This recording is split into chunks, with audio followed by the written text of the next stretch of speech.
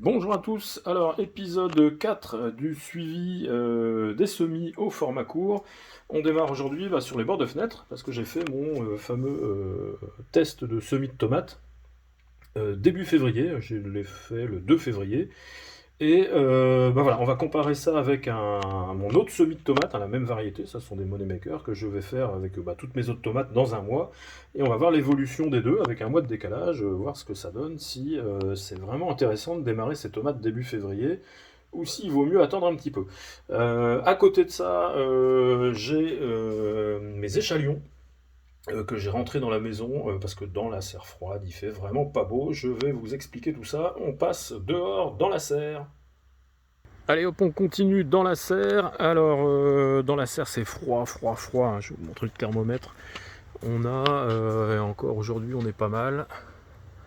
Vous voyez, on est monté à 18,3, mais ça a vraiment pas duré longtemps. Et là, on a un petit 15 et on a des petites nuits à 6 degrés, donc ça va.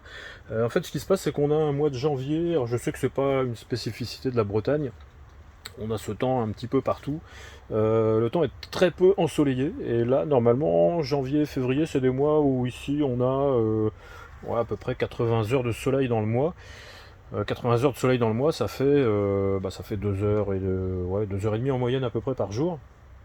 Là, on les a pas. Enfin, en tout cas, les 3 dernières semaines passées, on les avait vraiment pas. Donc, du coup, ça chauffe pas dans la serre.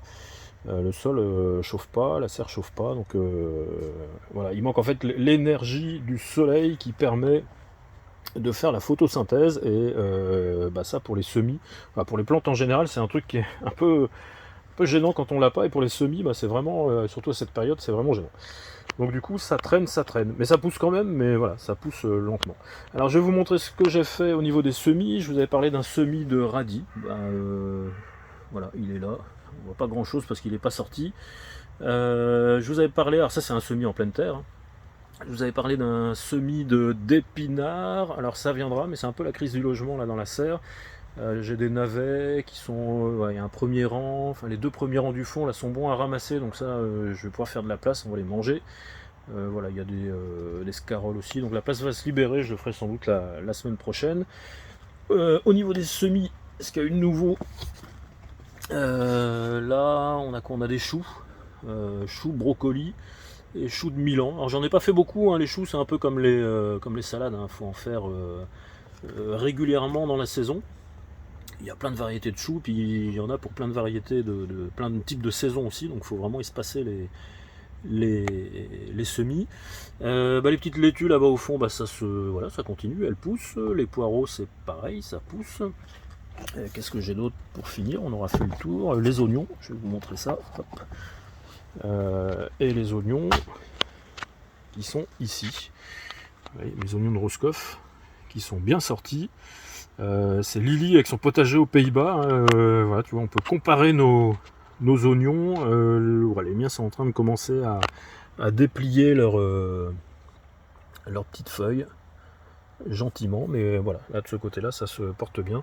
Alors, une fois qu'ils sont sortis comme ça, les oignons, s'il fait pas très chaud, c'est pas gênant, mais c'est pour la sortie des semis que c'est plus gênant. Semaine prochaine, je vais semer du céleri boule, céleri rave. Alors j'ai deux sachets. J'ai les sachets. Alors ça c'est un sachet qui date, hein. L'année dernière je l'ai pas utilisé. J'ai dû m'en servir il y a 2-3 ans. Donc c'est de la vieille graine, c'est des vieux sachets, hein, pour ceux qui connaissent les décos ont changé depuis. Et j'en ai racheté un tout neuf, celui-là il est même pas ouvert. Céleri rave d'Iverona, on va voir ce que ça donne. Alors je voulais faire un petit test aussi là-dessus, quand on a des vieux sachets de graines et des sachets neufs. Alors moi ce que je fais, c'est qu'en fait mon vieux sachet qui est pas sûr de donner grand chose, je vais le faire dans un semi, dans une grande barquette avec un semi à la volée, puis je verrai bien ce qui va sortir. Il y aura peut-être pas grand chose, mais du coup je verrai bien. Et celui-ci par contre avec des graines particulièrement vigoureuses, puisque le sachet il est tout neuf. Je vais le faire dans des godets classiques, hein. Bon, pas forcément ceux-là, mais dans des petits godets. Le gros intérêt, enfin la différence, et ça va permettre de tester la différence des deux. Alors je vais faire cette variété sur les deux, parce que si on fait le test sur les deux variétés, ça va pas être très parlant. Mais ça permet justement de traiter deux aspects. D'un côté, quand on fait du semi pleine barquette, on est obligé de faire du rempotage. non pas du rempotage, du repiquage, et les semis prennent quelques coups, ils perdent quelques jours de vigueur, et quand on fait des semis en motte, en micro-motte, on fait du rempotage simplement, et normalement les semis sont plus vigoureux. Donc on va tester les deux techniques, et on va voir ce que ça donne, si c'est vraiment intéressant au final. Voilà, fin de cette petite vidéo, je vous remercie d'avoir suivi, et je vous dis à la prochaine. Bye bye.